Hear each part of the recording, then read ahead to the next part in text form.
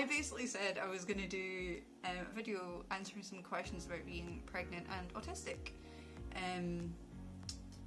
A bunch of people sent me questions, I'm going to answer them as best as I can. So it's taken me ages to do this video because I've just been incredibly unwell, but I'm getting around to it now. Yes! So, question number 1. What was the biggest challenge in pregnancy for you as an autistic woman? Oh my god. Your senses tend to become extra sensitive, and with autism anyway, you're extra sensitive to things in general. You're very prone to getting things like sensory overload and sensory overwhelm, so I guess just that in general, you really have to understand that those things that normally set you off, it's going to be 10 times easier to set you off. So if you're sensitive to smells, oh my god, if you're sensitive to noises, your hearing becomes so sensitive. Like, I could hear a dripping tap with my laptop on at full volume and I would have to go and figure out where the noise was coming from and switch it off. So I guess that is probably the biggest issue that I had personally. In general, I found, speaking to a lot of women, that your senses get heightened in pregnancy anyway, so it's a normal thing that happens. It's not something that just happens in people with autism. Make sure you've got things set up for when that happens. So for example, as your sense of smell gets really sensitive, keep things that smell really nice close by. Ask your partner and family members, you know, keep that smell out of the house please, because that is going to make me feel physically sick. At the end of the day, being pregnant isn't just something you do by yourself, it's something that your support network does with you, and them being part of that journey with you being autistic is extra important. You have to make them aware of all those little things that are going to set you off and communicate. Communication is so key. It can absolutely be done, changes will have to be made, but it can be comfortable for everyone. If my husband wanted to eat his curry sauce, for example, it's like, you're gonna have to eat that when I'm not in the house or outside of the house. I'm not saying don't eat it, just keep the smell away. Whoosh. Did you disclose your autism, and did professionals make reasonable adjustments? I told everyone that was within my medical care team as soon as my doctor had put on my records that I was, what's the word I'm looking for? I told everyone on my medical care team as soon as my doctor said suspected autism was going to be put on my medical notes, and they were made aware as soon as my diagnosis got made official. Once I told them about my autism, they were fantastic. Like, I can't thank my care team enough for how they looked after me. They would take extra time to explain things to me. They would give me extra time to think about medical decisions, where most people would be asked to respond within their appointment. I was allowed a few days at home, or to let them know at my next appointments and things what I wanted to do with my medical care. I was given the choice of how to give birth to my child in very, very clear terms. They said to me, if you want to have a C-section, we will give you a C-section. If you want to be induced, we will induce you. If you want to wait, you can wait. And all of that was amazing. Another thing that they did for me was they made an exception for my husband so that he could come to appointments with me if he was able. That meant that if I was going to a new part of the hospital or meeting a new doctor or anything like that, that my support system was there in place, and it was amazing. I would highly, highly advise people to tell their medical care team, even if you're not officially diagnosed, they will make sure they do everything they can to make your pregnancy as comfortable as possible. They were so fantastic.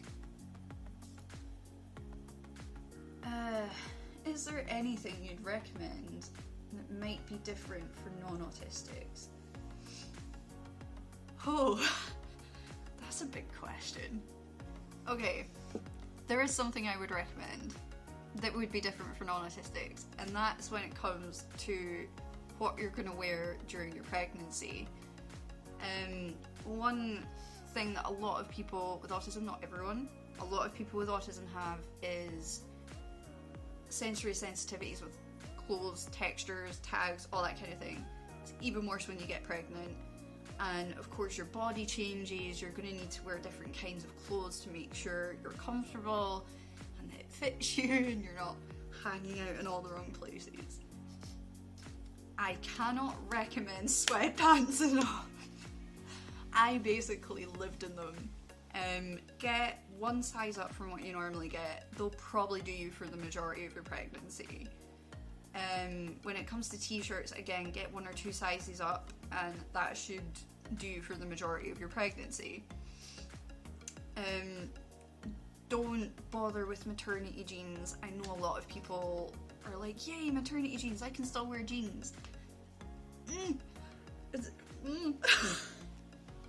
The way maternity jeans are, that fabric that goes over your belly is just horrific. No. One of the questions was about recommendations for hospital bags and stuff. Yes, there's a lot of stuff to prepare for when you're going into the hospital. What I would say is don't overthink it. If you forget anything, the hospital has everything that you need there. Don't panic about forgetting things. It doesn't matter. All that matters is that you go there, that you're going to be okay, that your baby's going to be okay. Everyone gets a chance to write a birth plan as well. It's a good idea to make sure you hand that to whoever's in charge of your care when you go in for delivery. Obviously with autism there might be some extra things that you would ask for, like a private room or some extra time in between procedures if you're getting induced, for example, and also to be directed through step by step everything that's happening. That's completely reasonable. Doctors and nurses and midwives, they will all make sure that you are as comfortable as you possibly can be. They're there to make sure that you're happy and that baby's happy. So whatever you need, just let them know. One other thing about when you're going into the hospital is snacks and drinks. If you've got texture sensitivities, a lot of the hospital food isn't going to be for you. You can bring in your own things like microwave meals, like pot noodles, like sandwiches, anything like that, and ask them to put it in the fridge for you. They will do that, don't worry. If you want to bring it in, bring it in. You can come in with 6 bags, with 2 bags, with no bags. It's whatever you're comfortable with, whatever you think you need, whatever's going to make your delivery and your pregnancy as smooth as it can be. It's all very personal. Next question. Did I find the first trimester hard because it triggered sensitivities? Were there good places you found extra support? Oh, that's a lot of questions. So the first trimester is, yeah, it probably is the hardest trimester. For me, I was anxious anyway because I've had 4 miscarriages previous to having my lovely little rainbow baby.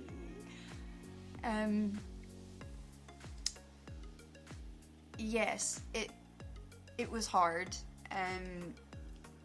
But again, it was about communicating with my husband about what things needed to change in the house, and just being supportive about that. So I had to sleep in a different bed, I had to have a different kind of mattress, different bedding, like if there was anything with a really strong smell, it had to be eaten outside of the room that I was in, all these different things. It's just about finding compromise, and as I said, communication. Communication is so important with your care team, with your partner, and with yourself. Your sensitivities are going to change, and being aware of that is very important. And, you know, make a note, start writing down things that you find trigger you, that you wouldn't normally find trigger you. That way you can avoid those triggers for the rest of your pregnancy, and you can let other people know about them as well. And if you're not good at verbal communication, those notes are really good too, because people can just have a quick look over and know how to best support you through that period.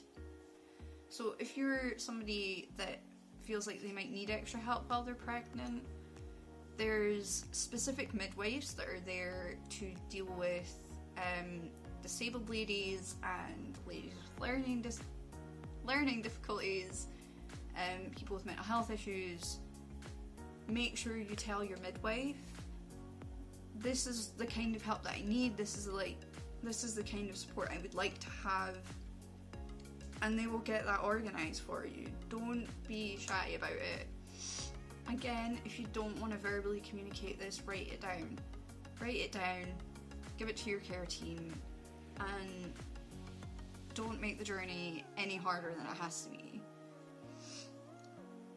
If you're worried about other services getting involved, like social services or anything like that, I had a bit of social service involvement, but because I asked for it, actually. There was one point where they mentioned, because of my BPD diagnosis, that they wanted to do a welfare check once the baby was born. That immediately sends alarm bells ringing, right? Welfare check, oh my god. Not as bad as it sounds at all. The social worker that I spoke to was lovely. She phoned me up, asked me a bunch of different questions. If I asked her to rephrase her questions or reword them or to clarify, she was completely happy to do that. When she eventually came around and seen me in person, when my little one was born, she just sat me down. It was basically the same questions, again, just to go over the basics. Do you know about sleep safety? How are you going to interact with your child? Do you feel like you're going to struggle to develop a bond?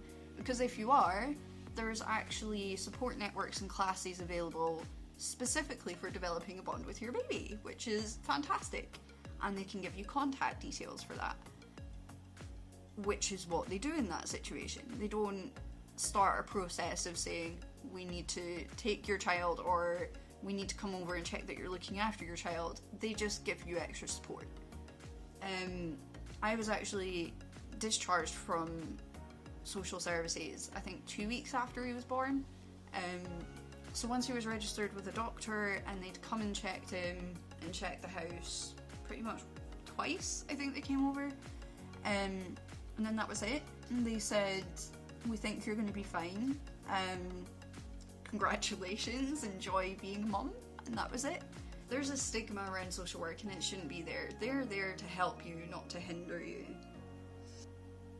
Oh, this is a really good question. Okay. So obviously having a baby changes your routine anyway. And when you're pregnant, you've got appointments to go to, but it changes the most once baby's here. How do I find balancing what I need to do to keep myself well and safe with the overwhelming needs of my baby? That's such a good question. I also have fibromyalgia, so I get extra tired, extra sore, all the good stuff, all the fun stuff. If I didn't have my husband, I know I wouldn't be living as far away from my family, so I know I'd have family support there who are more than happy to come around and help. I'd have friends that would be more than happy to come around and help. And that help and support is also completely fine to do during COVID. It is part of the exceptions rule for social distancing. Me and my husband have basically just discussed creating a new routine. Now, having a baby isn't an instant change.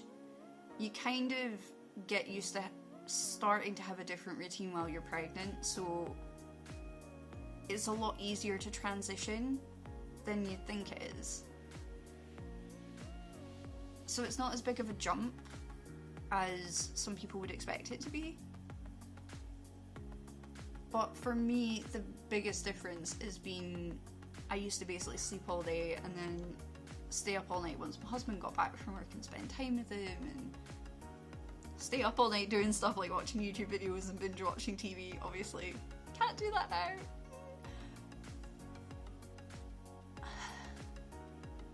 I think because my child's become such an obsession for me. Every time I see him smile, my energy picks up. Every time I hear a little giggle, or he holds my little finger with his little fingers, it just... all of that anxiety and everything just floats away. And that didn't come instantly. I think it took me a few weeks to really feel like I was his mum. Which is an important thing to talk about. Not everyone instantly connects to their baby. Like, I loved him the moment I saw him. But I loved him like I love my friends' babies. Like, I felt like somebody was gonna come in and take him back to his mum.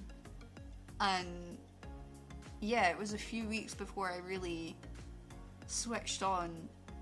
I'm his mum. This is my son, my child, and that's kind of amazing.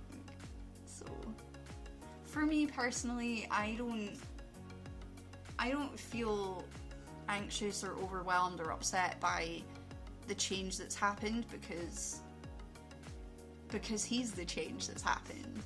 Like, if it had been something else, like say I had a roommate and they had a baby and it was just kind of like massive change of situation, that would really overwhelm me. But because I've wanted my son for so long, and because I did want him and I knew he was coming, I think I could prepare for that. I guess one piece of advice would be, if you get pregnant and you have autism, speak to other people that are parents, not just autistic parents, regular, old, neurotypical parents too, because you'll be able to get some sort of an inkling towards what life's going to be like, what you have to do, what you have to be prepared for. And doing that makes it a lot easier. You have to make sure you're mentally aware of what the change is going to be in order to be okay with it. Did I have any issues with people wanting to touch my pregnancy belly?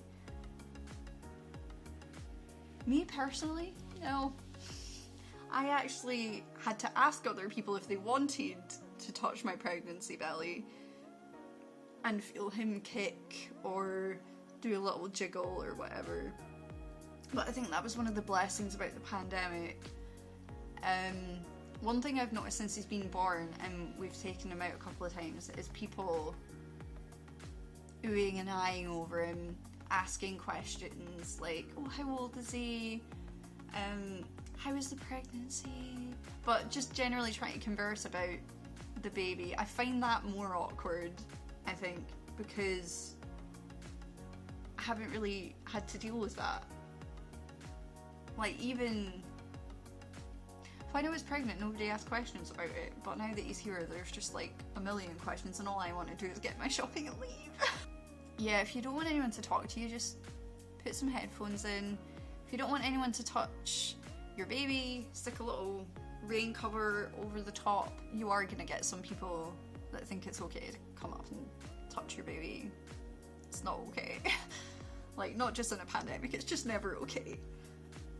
I don't think I've heard anyone say that people stared at them when they were pregnant, unless they've been really self-conscious to start off with anyway.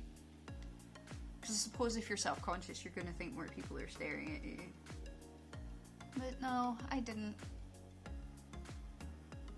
I don't think I would have minded anyway, but I mean, honestly, you can't even tell someone's pregnant most of the time until like the last couple of months.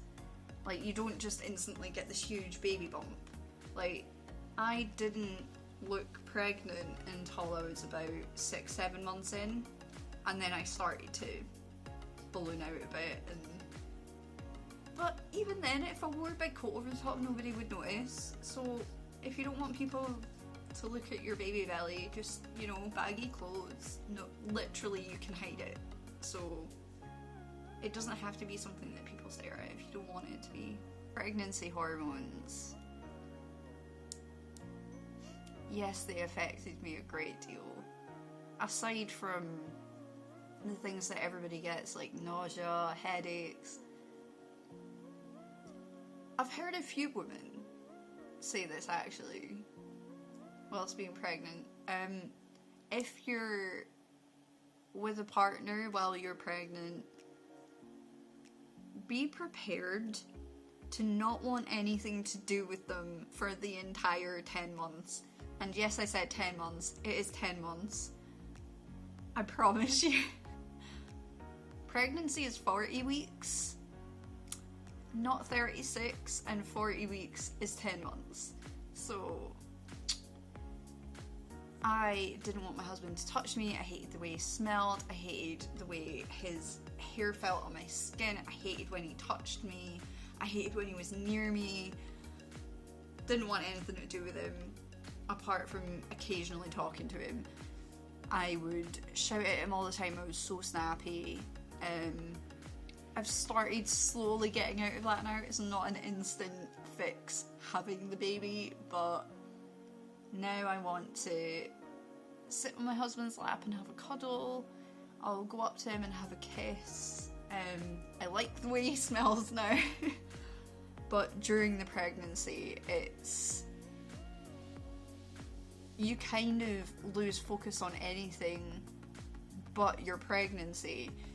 All of your energy is going into, I need to protect this little thing growing inside my stomach. Everything else can do on. Basically, jog on, get in the bin, leave me alone. I am baking a small human, right? Like, my body is home to a whole extra person. So all that energy I had for you is now here. So please back off. So yeah, that happened. Really difficult for my husband to deal with, and we did have a couple of really big arguments because of it. But it was just about talking to him, explaining to him why I felt like that, explaining to him that it wasn't just me, it wasn't just him, it was a pregnancy thing. It wasn't, I don't love you anymore, it wasn't, I'm not attracted to you anymore, it was, I'm pregnant. So yeah, that could happen. It probably will happen because you become so much more sensitive. He's so cute. So River is now 3.5 months old, and as you can see, he's doing just fine. But yeah, I'm so in love. It's so worth it. Like, any extra difficulties that you can have while you're pregnant are 100% worth it. The pain of birth, 100% worth it. The stressful, anxiety-induced first few weeks of making sure your baby's okay, completely worth it. Like, I wouldn't change it for the world. And although there's still things that I have to do differently as an autistic parent, one thing I will say, just to end this on, is babies cry a lot, and it's completely fine to leave your baby crying if you need to go and take 5 or 10 minutes. Don't force yourself to deal with it if you're going to become really overwhelmed and start having a breakdown. It's not worth it. Your baby is going to be absolutely fine crying for 5-10 minutes rather than you totally freaking out for like half an hour, a few hours. It's much better for you to take 10 minutes to yourself. And nobody's going to judge you bad for that. And just take the time. And then you can come back to your cutie patootie. and give them all the love in the world. So if anyone has any more questions about pregnancy or, you know, actually having baby, then yeah, just let me know. Drop me a comment or whatever. Bye bye. Bye bye. You're gonna look at the camera. You're gonna look at the camera.